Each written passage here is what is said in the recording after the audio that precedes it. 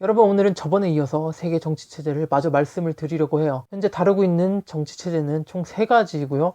대통령제, 그리고 의원 내각제, 그리고 민주집중제. 저번에는 대통령제를, 그리고 오늘은 의원 내각제를 얘기를 해보려고요. 분명 어디선가 들어본 적이 있는 이 의원 내각제는 우리에게 별로 익숙하지도 않고 사실 뭔지도 모르는 분이 많으실 거예요. 이 의원 내각제는 우리가 사실 한번 겪어본 적이 있습니다. 그러나 우리에게 맞지 않는 옷이었고 아주 짧은 시기만 존속하고 쿠데타와 함께 사라졌죠. 이 의원 내각제의 꽃은 미국의 선거 시스템, 우리와 비슷하면서도 약간 우리와 다른 그 대선 투표 시스템을 보시면 좀 이해가 빠르실 것 같아요. 예를 들어서 저는 캘리포니아의 주민입니다. 미국은 양당제입니다. 저는 공화당이 좋아서 공화당을 뽑았어요. 근데 캘리포니아주는 민주당의 지지세가 강한 지역 아니겠습니까? 당연히 캘리포니아 주에서는 민주당의 표가 많이 나올 거예요. 그러면 55명이 되는 자신들의 표를 민주당 대선 주자에게 몰표로 보내주게 됩니다. 그렇게 해가지고 상원 100명, 하원에 435명, 그리고 워싱턴에 3석, 그래가지고 총 538명 중에서 과반인 270명 이상이 찬성한 대선 주자가 대통령이 되는 시스템이죠. 그러니까 캘리포니아 주에서 55석을 채웠으니까 나머지 지역에서 215석 정도만 가져가면 민주당에서 대통령을 당선시킬 수 있는 겁니다. 그러니까 우리나라와의 차이점은 우리나라는 1000만 명 대 1100만 명으로 야당 후보가 승리했다. 이런 식으로 국민의 숫자 하나하나를 다 계산해서 나오지만 미국은 이런 식으로 국민 숫자 하나하나를 계산하지 않습니다. 그냥 538명 중에 270표만 가져가면 돼요. 자, 그럼 단순히 여기까지만 보면 의원들이 자기 맘대로 뽑는 것도 아니고 국민들이 또 의원을 직접 뽑아줬기 때문에 국민들이 뽑아준 거나 다름없지 않느냐. 사실상 우리나라처럼 국민들이 직접 뽑는 이 직선제랑 별로 차이도 없네, 이렇게 말씀하실 분이 계실지도 모르겠어요. 그러나 이 미국의 간선제, 우리나라가 왜 87년에 그렇게 피를 흘리며 얻은 게 직선제인지, 왜 그토록 그렇게 간선제를 싫어했는지 우리는 그걸 기억해야 됩니다. 일단 2016년에 미국 국민들의 선택, 미국 대선, 트럼프 대통령이 선출된 선거를 되짚어 봅시다. 트럼프 대통령은 약 6,200만 표를 받았고요. 힐러리 민주당 대선 후보는 6,500만 표를 받았습니다. 그나저나 투표율 진짜 낮네요. 만약에 두 후보가 한국에서 붙었다면 힐러리가 대통령이 되었을 거지만 간선제였기 때문에 트럼프가 대통령으로 당선이 되었습니다. 그러니까 우리나라로 따지면 국회의원 300명이 대통령을 뽑습니다. 그 국회의원들은 우리 국민들이 뽑기는 하지만 우리 국민들은 보수에게 1100만 표, 진보에게 1000만 표를 줬지만, 그러니까 원래 보수가 이겨야 되는 상황에서 의석수가 더 많은 수도권을 싹쓸이한 이 진보 정당이 160석을 가지고 있었다고 치면 문재인 대통령에게 160표를 던져서 당선이 되었다고 하면 어떤 느낌이실까요? 당연히 화가 날 겁니다. 아니, 보수가 표는 더 많이 먹었는데 왜 대통령은 진보에서 나와? 기가 막힘. 아니, 이보다 더한 이 체육관 선거가 우리를 간선제가 아닌 직선제를 열망하게 만들었습니다.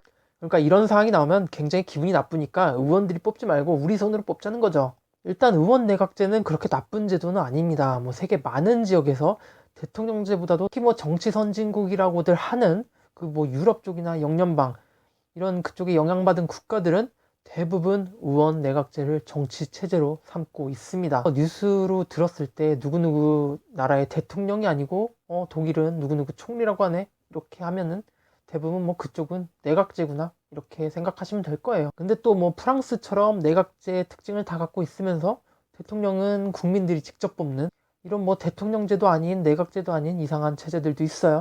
원래 이 정치라는 게 딱 하나에 완벽하게 들어맞는 게 아니라 자기 나라 현실에 맞게 수정하고 적용하고 그러는 거라서, 그러니까 오늘은 평범한 스탠다드 내각제 위주로 말씀을 드릴게요. 우리나라가 의원 내각제라고 가정을 하면 이렇게 될 겁니다. 우리나라 국민들은 각 지역구에서 출마한 여러 후보들에게 투표를 해서 300명을 선출을 합니다. 그 300명의 국회의원들 중에서 먼저 151석을 먼저 가져가는 정당이 내각을 꾸밀 권리가 있습니다. 내각이라는 거 쉽게 말씀드리면 그냥 정부예요. 어떤 한 정당이 151석을 먼저 가져간다면 그들은 자기 쪽 의원들로 정부 인문들을 쫙 채웁니다. 여기서 중요한 건 반드시 의원이어야 된다는 거예요. 의원이 아닌 사람들은 내각에 앉을 수가 없습니다. 아베 총리도 계속 당선이 되어야만 총리를 계속 할 수 있는 겁니다. 만약에 말도 안 되는 이변으로 아베 총리가 낙선을 한다, 그러면은 자민당은 어차피 다수당이니까 새로운 총리를 뽑아서 계속 할 수 있겠지만 아베 총리는 더 이상 총리를 못하는 이상한 상황이 발생을 하기도 합니다. 절대 발생하기는 어려운 상황이긴 하지만요. 그리고 관례적으로 당대표는 나라의 대표자인 총리까지 맡는 게 보통 대부분입니다. 당연히 뭐 우리 정당이 이겼으니까 우리 마음대로 여기 앉을지 저기 앉을지 다 지정을 할 수 있고, 그러다 보니 우리 당의 가장 대표 자격인 이 사람을 가장 높은 자리에 앉는 게 좋겠죠. 뭐 꼭 정해진 건 아니고 딴 사람이 할 수도 있겠지만 대부분의 경우는 그 당대표가 국가의 대표자까지 한다고 봅니다. 그러니까 독일의 메르켈 총리, 그리고 아베 신조 일본 총리, 이런 사람들 다 일본과 독일의 대표자이기도 하지만 또한 그 나라의 다수 정당의 당대표이기도 하다는 거죠. 반대쪽 야당에서는 칼을 갈고 있겠죠. 이제 다음번 총선에서 반드시 이겨야겠다고 마음을 먹습니다. 그리고 그들이 다음 총선에서 이겼고 그들이 160석을 가져갔어요. 이제 과반수가 된 그들이 내각 불신임권, 그러니까 쟤네들을 못 믿겠으니까 저 사람들 싹 갈아치우고 우리 쪽 인물 새로 집어넣자, 이런 권리를 행사를 합니다. 자, 이제 과반수가 반대편 정당으로 넘어간 상태에서 이미 결과는 뻔하지만 아베 총리, 메르켈 총리 끌어낼 사람 찬성하세요, 이렇게 투표를 합니다. 원래 이 민주주의라는 게 당연한 것도 절차를 한 번씩 더 밟아서 굳이 귀찮게 시간 낭비를 하는 게 이 민주주의니까요. 이거에 과반수 이상이 찬성을 했어요. 그리고 반대 정당에서 장관들이나 뭐 총리 이런 사람들 다 갈아치웁니다. 그런 식으로 정치가 계속 돌아가는 게 의원 내각제인데요. 우리나라랑 무슨 차이가 있는지 잘 모르겠다, 감이 안 온다 이러시는 분을 위해서 뭐 약간의 변수를 주겠습니다. 어떤 A정당이 총선에서 이겼어요. 그래서 A정당의 당대표가 나라의 대표자이자 총리가 되었습니다. 근데 일도 어지간히 못하고 뭐 심지어 성차별 발언에다가 지역 비하 논란까지 있습니다. 이러면 당연히 갈아치우고 싶죠. 근데 만약에 대통령제였다면 우리가 항상 기다려왔던 것처럼 우리는 5년을 기다려야 됩니다. 도덕적인 논란 뭐 이런 거에서는 그럴 수 있는 근거가 없어요.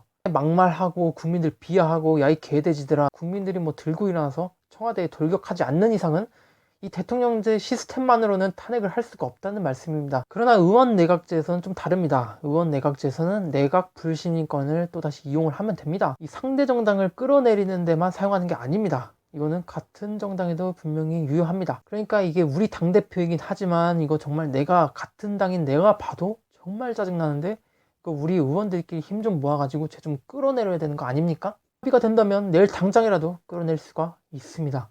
그러니까 같은 당의 사람들에게 내각 불신임권을 행사당해서 총리에서 해임당할 수도 있는 거예요. 우리나라처럼 굳이 5년 안 기다려도 됩니다. 뭐 우리나라 치면 탄핵당한 거죠. 뭐 같은 당한테도 배신당한 사건 어디서 본 기억이 나는데, 아무튼 뭐 이걸로 느낄 수 있는 점은 내각제는 마음에 안 들면 즉시 갈아치울 수 있다는 점이고, 이 점이 뭐 부패나 위기에 빠지지 않고 안정적으로 정치를 지속시킬 수 있는 원동력이 됩니다. 그러니까 임기가 5년이 정해진 게 없어서 뭐 빨리빨리 교체가 가능하니까요. 반대로 말하면 이 사람이 정말 잘했으면 10년 넘게 집권하는 것도 가능합니다. 그리고 또 하나 변수를 줄게요. 뭐 우리나라가 내각제였다면 절대 야당이 야 나는 절대 정부한테 예산안 통과 못 시킨다, 뭐 이런 식의 떼쓰기가 거의 불가능합니다. 내각의 구성 조건이 애초부터 과반 이상, 그러니까 이미 국회의원이 과반 이상이 돼서 정부 주요 자리를 차지하고 있기 때문에 국회에서도 법안이 통과 안 되고 뭐 그럴 일이 없습니다. 그러니까 반대 때문에 질질 끌리지가 않는다는 얘기죠.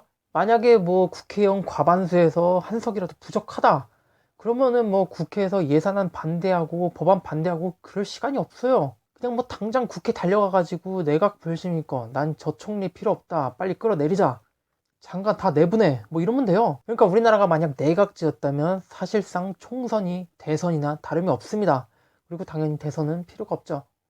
총선에서 이긴 당의 당대표가 자동으로 총리가 되는 거니까요. 그러니까 야당이 다수라면 정책 반대가 아닌 그냥 아예 내각 교체를 해버리는 바람에 적어도 이 국회 내에서는 반대 가능성이 거의 없다 보니까 사실 그냥 제 관점으로는 국회가 왜 있는 건지 그냥 뭐 정부 도와주는 기관인데, 아무튼 이렇게 여당은 야당의 반대 없이 쭉쭉 모든 걸 집행할 수가 있으니까 어쩌면 대통령제보다도 더 정책 집행만큼은 효율적일지도 모르겠습니다. 그래서 뭐 야당이 자꾸 반대해가지고 뭘 할 수가 없네 이런 핑계를 댈 수가 없어요. 애초에 뭐 국회에서 반대가 불가능한 상황이고 그냥 하면 되니, 그렇다는 거는 정치를 국민들이 왜곡되지 않고 똑바로 바라볼 수 있게 해줍니다. 대통령제에서는 정치를 삐뚤어진 시선으로 바라볼 수 있는 가능성이 있어요. 예를 들어서 여당이 야당한테 방해만 받지 않았으면 좀 더 잘했겠지? 한 번만 믿어줄까? 이런 어설픈 변명으로 정권을 한 번 더 질질 끌겠다는 거 내각제에선 절대 안 통합니다. 그러니까 내각제에서는 니들은 방해받은 적도 없는데 젓가락질을 했으니까 그냥 심판해야겠어. 변명이 안 통하는, 그리고 연정이라는 게 있어요. 우리나라에선 굉장히 생소한 단어이긴 하지만 우리도 아주 가까운 최근에 겪었던 상황이기도 합니다. 바로 2016년도부터 2020년까지 20대 국회에서 제한적으로 말이죠. 탄핵 정국 이후에 수많은 군소정당이 난립을 하면서 오랜만에 여소야대의 상황이 벌어지면서, 그래서 여당은 어떻게든 야당과 합심을 해야만 했습니다. 뭐 연동형 비례대표를 통과시키기 위해서도 그랬고 패스트 트랙을 위해서도 그랬습니다. 뭐 민주당과 바른미래당 그리고 정의당 뭐 당의 가치가 완전히 100% 일치하는 건 아니었지만 뭐 그 법안만을 위해서 서로 합의를 해야만 했죠. 그리고 이렇게 협의를 하는 과정에서 소수의 목소리를 듣고 그래 이것만 통과를 시켜주는데 도와주면 우리도 너네가 소수정당이 미는 법안들 같이 밀어줄게, 이런 식으로 정치가 좀 더 거대 정당 위주가 아닌 좀 더 소수의 목소리도 반영이 되면서 선순환이 될 수가 있어요. 이번 총선으로 다 깨져버렸지만 말이에요. 그러나 우리나라 상황과 그 내각제 연정과의 차이점이 좀 있습니다. 우리나라는 뭐 법안을 통과할 때나 아니면 뭐 총선이 승리하기 위해서 뭐 이런 단순한 아주 짧은 상황, 그런 일시적인 상황에서만 연합을 하고 또 다시 동맹이 깨지거나 하는, 내각제에서는 그게 불가능해요. 그러니까 예를 들어서 우리나라가 내각제인데 민주당이 130석을 얻었습니다. 그래서 30석 정도가 바른미래당이 점유를 하고 있다고 가정해 봅시다. 자, 이렇게 되면은 민주당 단독으로는 130석이 있기 때문에 과반이 안 돼서 내각을 꾸릴 수가 없어요. 민주당이 이제 딜을 겁니다. 이 바른미래당한테 그 30석 조금만 도와주면은 우리가 과반이 돼가지고 같이 내각을 꾸릴 수가 있는데, 뭐 총리는 우리가 되겠지만 그래도 너네한테 장관 자리 꽤 주겠다, 한번 협상을 해보자.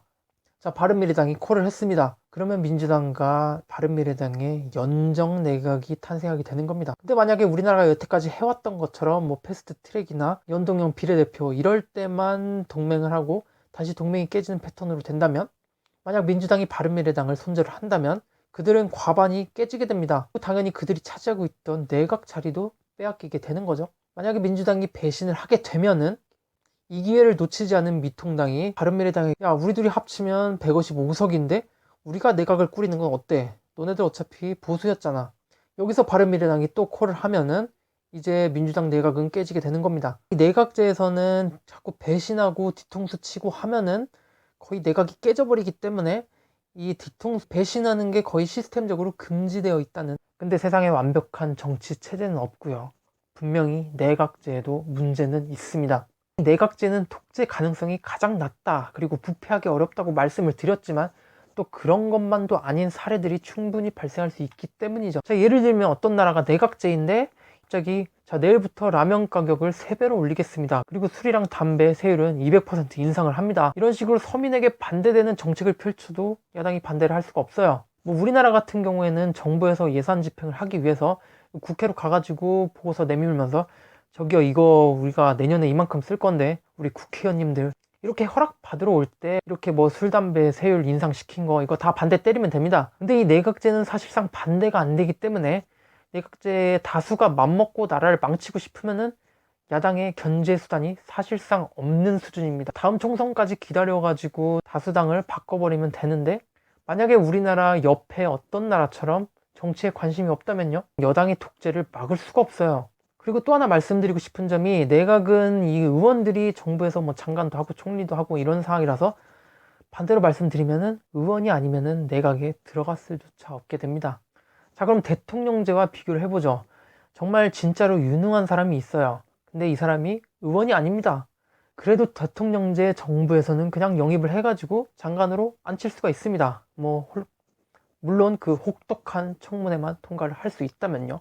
근데 내각제에서는 그게 불가능해요. 이 사람을 먼저 의원으로 당선을 시켜야 됩니다. 내각제의 핵심은 반드시 국민의 투표로 선출된 사람만이 행정부에서 뭐 장관도 하고 총리도 해야 된다는 그런 관점이기 때문에 이런 사람이 국민의 선택을 못 받은 절대 장관 자리에 앉을 수가 없어요. 그러니까 만약에 투표가 4년이 남았다고 쳐보죠. 그러면은 유능한 사람이 나라를 위해서 일할 기회를 4년이나 날려먹는 겁니다. 제가 대통령제를 얘기할 때 대통령제가 정말 유연하고 탄력적이라고 말씀을 드렸었는데, 바로 이 점에 있어서 내각제는 대통령제한테 밀려요. 안정을 추구한 체제이기 때문에 정말 딱딱하고요. 독재를 천할 때는 변화가 빠른 듯 하면서도 기본적인 토대는 야당이 견제도 못하고 인재 영입도 안 되고 참 몸이 둔해요. 그러니까 내각제를 한마디로 말씀드려보자면은 뭐 평소에는 체격도 크고 행동도 둔하고 느린데 누가 자기를 때리려고 하거나 뭐 차가 들이받으려고 달려올 때는 날렵하게 민첩하게 잘 피하는. 그리고 생각을 해봤는데 내각제였다면은 황교안 전 총리 선거에서 당선이 안 됐으니까 총리가 될 수도 없었겠습니다. 총리는 기본적으로 선거에서 당선된 사람이어야 되니까요. 뭐 아베 총리도 계속 총리직을 유지하고 싶으면은 국회의원 자기 지역구에 나와서 반드시 당선이 되어야 됩니다. 제가 생각하는 이 의원 내각제에 대한 평가는 사실상 망한 내각제라고도 볼 수 있는 일본의 사례를 들면서 아시아의 내각제가 왜 맞지 않는지 말씀을 드리려고 해요. 일본은 내각제라서 총리 대신이 마음에 안 들면은 언제든지 갈아치울 수가 있습니다. 뭐 일본의 총리 대신들 중에서는 보통 1년에서 2년? 이 정도도 제대로 넘기지 못한 총리들이 꽤 많이 있어요. 제가 정치를 잘 모르는 고등학생 때는 일본은 왜 자꾸 국가의 대표자인 이 총리가 자꾸 바뀌지? 우리나라는 5년 동안은 임기가 고정인데 사실 뭐 제가 의원 내각제를 잘 모르는 거죠. 근데 일단 현재 기준으로 일본의 내각제는 제가 말씀드린 이 기본적인 내각제의 긍정적인 기능이 하나도 없는 것 같아요. 첫째로 이 내각 불시민권을 적용을 해가지고 독재를 견제한다? 이건 뭐 한때 잘 써먹긴 했을 거예요. 아까도 말씀드렸듯이 제가 고등학교 때 품었던 의문, 왜 일본은 총리가 자꾸 바뀔까? 저는 최근에 이걸 보면서 이게 막상 그냥 마냥 좋은 것만은 아니구나. 이게 일본 상황이 워낙 안 좋다 보니까 아무리 총리를 바꾸고 해도 계속 하락세였잖아요. 그러니까 총리를 바꾸는 이유가 뭐 위기라서 정말 이 사람이 무능해가지고 더 나은 사람을 원해서 바꿔버리는 게 아니라 어차피 그냥 누가 가도 똑같으니까 뭐 마음에 안 들면 바꿔버리는 느낌? 그러니까 능력이 기준이 된 게 아니라 자기가 마음에 드냐 안 드냐 이거가 기준이 된 느낌이었어요. 이렇게 자꾸 책임자를 바꾸면 어떻게 되겠습니까? 나라에서 추진하다가 새로운 총리가 야 이거 접어, 이거 돈 낭비야 이러면은 접고 또 조금 하다 말고 야당의 반대 없이 쭉쭉 효율적으로 추진한 정책들이 결국 완성이 안 되니까 이렇게 하다가 망한 정책들이 점점 쌓입니다. 무능한 권력이 계속 일본을 장악하고 있는 상황에서 야당의 견제가 필요한 상황인데 내각제는 아까도 말씀드렸듯이 야당은 정부를 견제하기 쉽지 않습니다. 내각제는 뭐 반대 이런 게 없으니까 아주 효율적으로 돈 낭비, 시간 낭비를 하게 된 거죠. 그러니까 무능한 권력이 삽질을 하든 말든 야당이 욕을 하든 말든 어쩌라고, 니들이 우리 끌어낼 수 있냐? 이런 상황을 타개할 사람은 오직 국민들밖에 없어요. 근데 그 국민들이 정치에 관심이 없다면 그 독재는 영원히 지속되겠죠.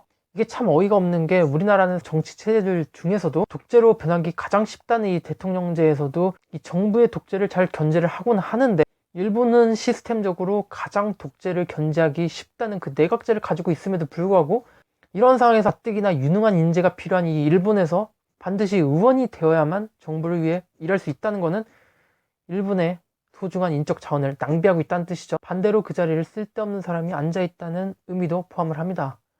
일본은 왜 저렇게 자질이 의심되는 사람들이 장관에 앉아있지 싶은 사람들 다 그냥 선거에서 당선된 의원들이에요. 그러니까 우리나라는 그 사람이 그 능력이 있느냐 전문성이 있느냐를 판단하는 것과 달리 내각제 의원이냐 의원이 아니냐 그게 가장 중요하기 때문에 전문성은 그렇게 중요하지가 않아. 사실 일본 국민들이 조금만 더 정치에 관심을 가져가지고 내각의 책임을 묻고 제대로 하는 게 없네, 투표로 심판을 하자.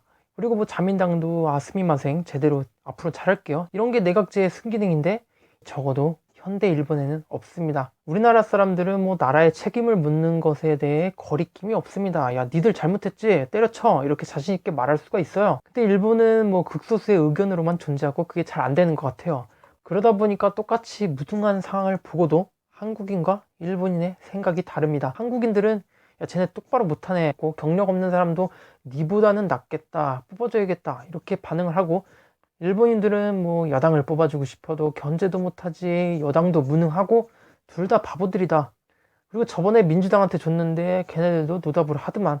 나는 이제 정치에 관심을 끊겠다. 그래도 이렇게 버티고 있는 거, 이거는 여태까지 키워놓은 자민당이 다 잘한 거다. 만약에 자민당이 기회를 빼앗기면 우리는 한국보다 못한 나라가 될 수도 있다. 괜히 민주당 줬다가 우리 연금 뭐 이런 식입니다. 근데 연금 삭감시키려고 애쓰고 있는 거는 정작 자기들이 잘 믿고 있는 그 자민당이, 아베 총리가 이게 몇 년을 하고 있습니까? 아니 독재를 막기 위해서 나온 내각제에서도 독재가 발생을 했어요. 국민들이 정치 의식이 성숙하지 않거나 이 민주주의 경험치가 축적되지 않은 나라에서 내각제를 선택하면 어떻게 되는지 잘 보여준 것 같아요. 사실 일본 사람들처럼 우리나라도 수년 전만 해도 야당이나 여당이나 다 똑같지 뭐 이렇게 생각하는 사람 많았습니다. 아니 지금도 똑같죠.